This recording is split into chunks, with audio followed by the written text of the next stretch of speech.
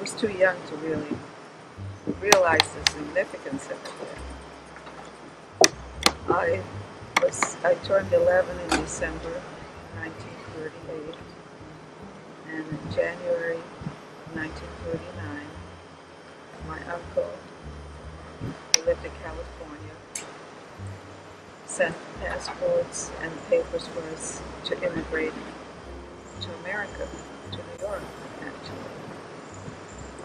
Unfortunately, there was a snag, because at that time, there was a quota for entry into the United States.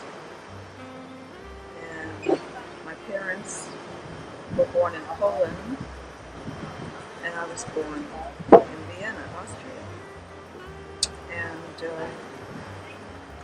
unfortunately, even though they were citizens, there was a quota, a long waiting list quota for them to leave the country. So they had to make the sacrifice to send my little sister and myself to America alone. At that time, I didn't really even understand it, but having just turned 11, my little sister Lily was 9 and a half. Part of it was fun. We didn't really have much money, but we did get a few little outfits and some ribbons for our hair. So there was a little bit of excitement, and we got ready to leave. When we left, actually, my father was very depressed. Also, it wasn't safe for him to go out on the streets, because at that time, men were arrested so they could work in the Nazi labor camps, and then they were executed or put in gas chambers. So my mother took us on a train going from Vienna, Austria to Hamburg, Germany, because that's where the port is. And I remember she related to us later that she was really nervous on the train.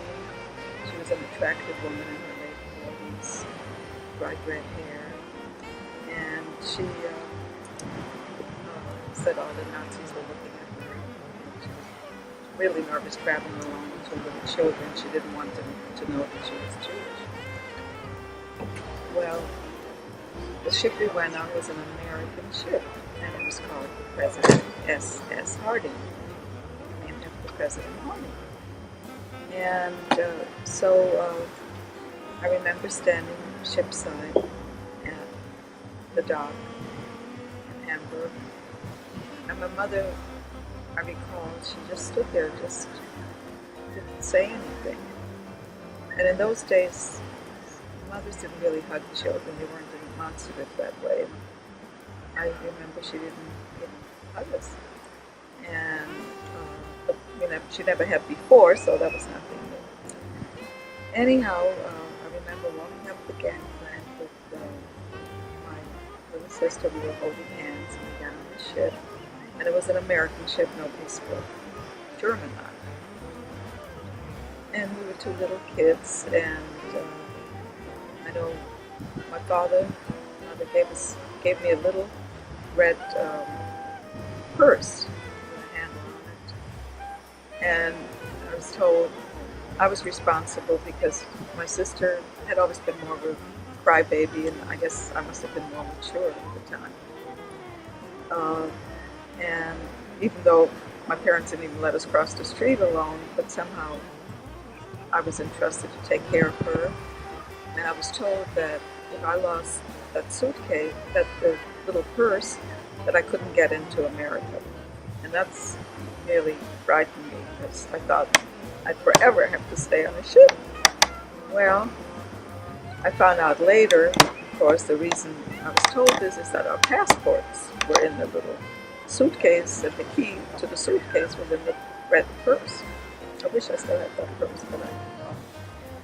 And so we were on the ship. We got into our room. There were two big bunk beds. There were a set of bunk beds in there.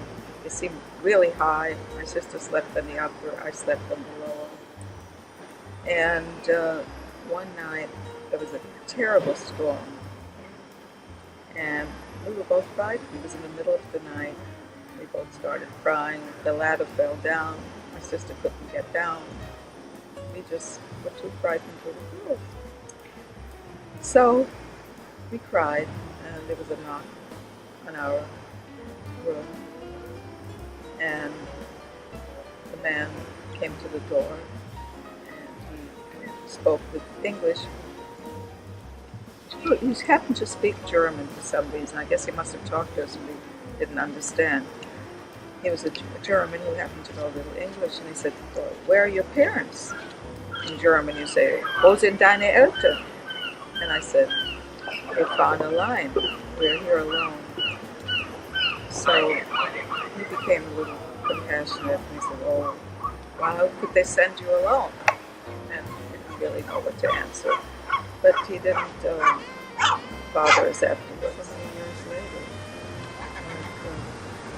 So many years later or so. And because we didn't have a closet in there, and I remember the suitcases were going from side to side.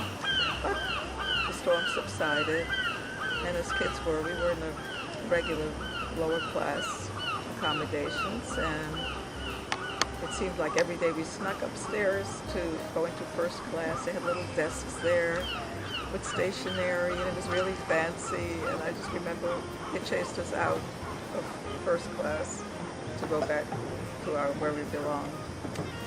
And then I remember they served food one day, and we thought it was vegetables. We didn't really like vegetables, and my sister tasted it and she said, "Oh, it's good," in German, of course. And it turned out to be fruit cocktail. We thought it was like carrots and mixed vegetables. And in Vienna, especially in the winter, you didn't get fresh fruit. We didn't even have a refrigerator now. And so we got all these big apples and pears and all the food we had. And we were saving them to give to an aunt and uncle that lived in the Bronx in New York, where we were going. And we saved them to give to them as gifts when we came. And what happened though, when we got into New York eventually, that they throw everything overboard because you can't take any food out. I recall one morning as we approached New York, everybody ran out on the deck, and we saw this big green lady holding a big torch in her hand, and a bar later was the Statue of Liberty. And so that was exciting. We were all there. Well, anyhow, after we saw the Statue of Liberty, which was exciting, we went in, got back our stuff, a little suitcase, and then we went to Ellis Island, which is the place where all immigrants are documented. Luckily, I didn't lose my purse, so I had the key to the suitcase and my passport. And then my little sister and I, again, held hands as we walked down to the new country. And we had a bachelor uncle who was coming to pick us up, and he had a picture in his hand.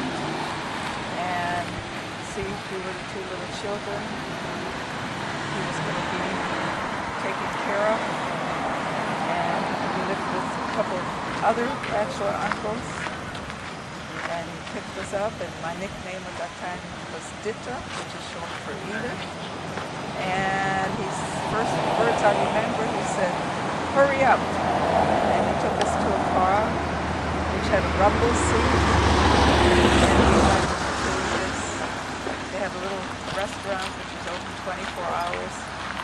My little sister and I sitting in the rumble seat, got out, went into the restaurant, had our first cut fudge sundae, and that was our new adventure in New York. And I can't believe how vivid the memory is still, some 70 years later.